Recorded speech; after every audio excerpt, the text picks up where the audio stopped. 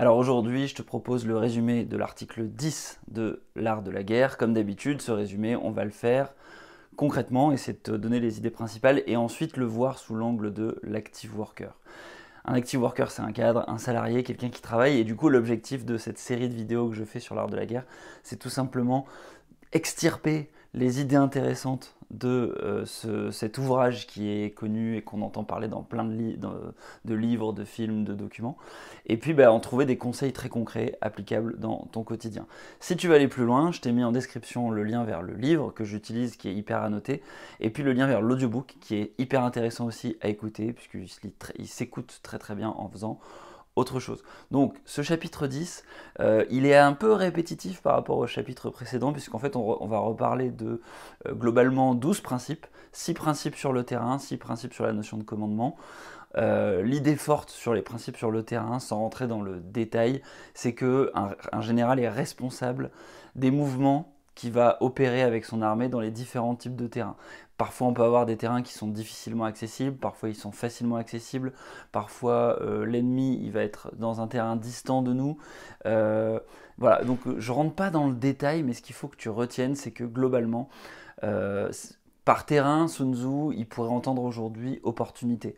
Et donc, on peut faire un parallèle avec la notion, par exemple, de first mover advantage ou de last mover advantage dans les startups, à savoir le premier dans l'entreprise qui va prendre en possession un outil, le premier qui va prendre en possession une certaine manière de faire.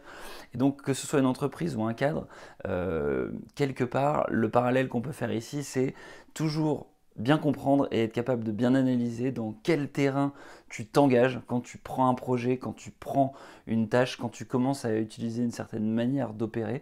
Et ça, c'est quelque part comment est-ce que tu vas composer avec la nature qui t'est offerte. Et c'est hyper intéressant à étudier.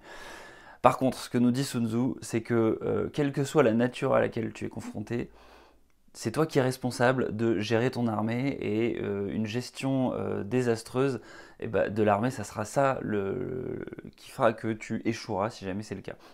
Donc il nous suggère vraiment d'avoir pour ça une chaîne de commandement qui fonctionne bien et notamment des officiers qui ne sont pas soit trop heureux, qui ne sont pas non plus des têtes brûlées, parce que ça peut en fait soit emmener les soldats à la perte, ça peut leur faire peur, ça peut aussi à la fin leur permettre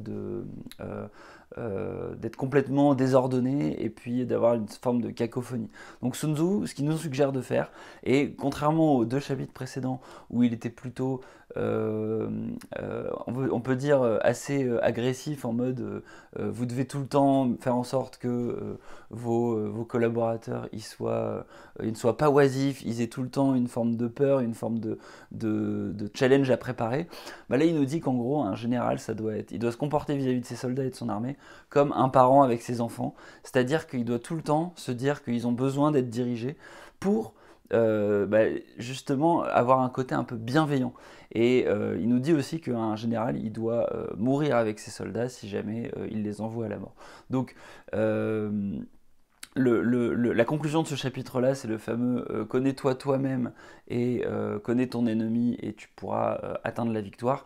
Connais le terrain et les circonstances et fais-toi donc tiens des ressources les plus importantes et la victoire pour toi sera alors totale. Donc c'est un chapitre qui est intéressant sur cette histoire d'opportunité et encore une fois de gestion des équipes et puis de gestion de sa propre responsabilité. Je pense que c'est ça le message principal du chapitre, c'est que pour bien gérer ta carrière, quelque part c'est toi qui es responsable de prendre les bonnes décisions au bon moment et puis de tout simplement t'inquiéter de devoir prendre ces décisions-là à tout moment. À partir du moment où en fait tu es concerné et puis où tu mets un effort suffisant, normalement t'es pas censé avoir de problème. Si jamais t'en as, au moins t'as le bénéfice d'avoir essayé de contrecarrer les problèmes qui auraient pu arriver. Voilà, j'espère que cette petite vidéo t'a plu et puis moi je te dis à demain pour le résumé de l'article 11 de l'art de la guerre. Ciao ciao.